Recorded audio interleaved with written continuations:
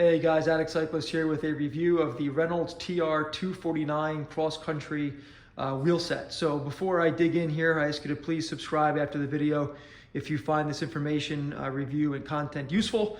If you will, please go through my video library to find reviews on my other bikes, my Specialized Epic, some of the road bikes I have, Cannondale System 6, Factor Ostro, and some other gear talk with some high-end equipment. So let's kick this thing off. So I purchased these wheels because I have experience with using Reynolds in the past on the road bikes. Phenomenal value, gets you into the carbon game, relatively inexpensive, and basically at a price point that you'd find a lot of like these Chinese carbon clinchers or carbon wheels. So why I chose Reynolds is because they basically have probably one of the best warranty assurance programs in the market.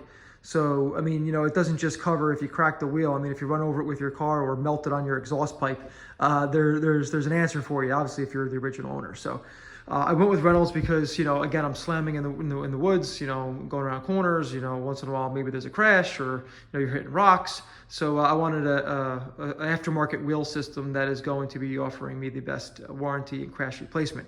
So these wheels, I guess you'd say they're a little outdated in terms of their width. They are 24 millimeters internal. A lot of the wheels that are coming to the market now are 29s and 30s, which is basically kind of like the industry standard. But with this wheel, you get, rounded SAPM sprint spokes. You get an in-house machined hub. Again, nothing special here in the front hub. But a very stiff and sturdy wheel. And yeah, all right, maybe you can benefit from a width that will help kind of keep the tire tracking and a little bit more stable. But again, most tires in cross country are ranging between 2.1 to 2.35. I think Maxxis goes out as far as like 2.4. But again, nothing that's going to change the way I ride. More or less just kind of bragging that I got the latest and greatest. So what I did do was I purchased a new Freehub body from Reynolds because the TR249s come with a 4-pawl and I wanted to go with a 6-pawl. And I'll do a Freehub body sound test here in a moment with the 6-pawl. Sounds great. And obviously the quicker engagement is definitely noticeable. It sounds great and engages great, especially when on a punchy climb and you have to kind of go around some obstacles and you have to stop pedaling for a half revolution and you're back on the power again. It's there. There's no lag. There's no any take up in the drivetrain feel. So fantastic wheel, relatively light. I believe they're a little under about 1,500 grams, I believe, or 1,550. Not bad for a cross-country wheel set. There are a lot other lighter options. I know that Envy has some pretty light wheels, and the new Specialized Roval Control CLs or SLs, excuse me, have a pretty light overall package here. So if I was to do this again, these are a season and a half old, I would probably go with the new Roval Control.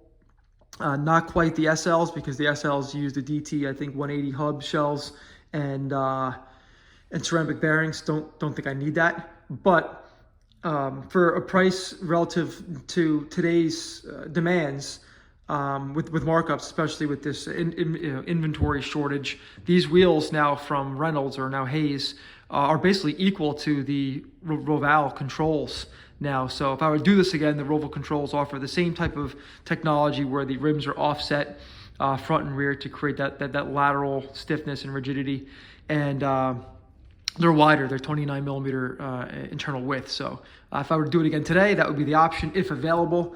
But again, Reynolds, again, for the value, for the money, and for how they perform in the insurance program, it's phenomenal. So we will do a Freehub body sound test here. Let's just get this going. So again, this is the 6-pawl upgrade.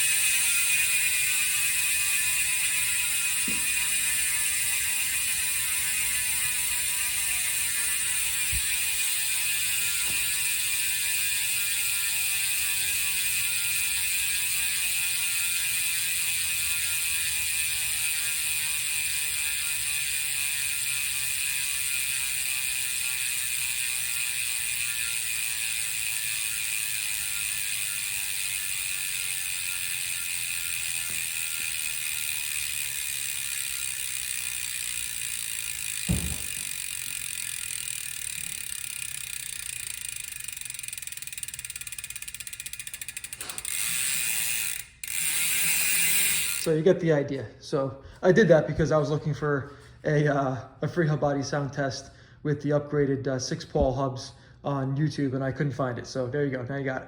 So yeah, basically that's it. Just wanted to give us a slight little review here of the wheels. Great option.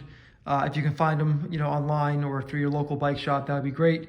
And hopefully you will have no problem sourcing these. But again, if you have any questions, please feel free to leave them in the comments. I enjoy open dialogue with any of my viewers or subscribers, and just kind of keeps it fun. The more information, the better.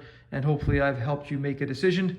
Again, there's plenty of wheels in the market, but at this price point, under $1,500, I don't think you're going to find a better wheel set for under $1,500. Again, if you're comparing it to the new Reynolds, then I think you've got a great contender.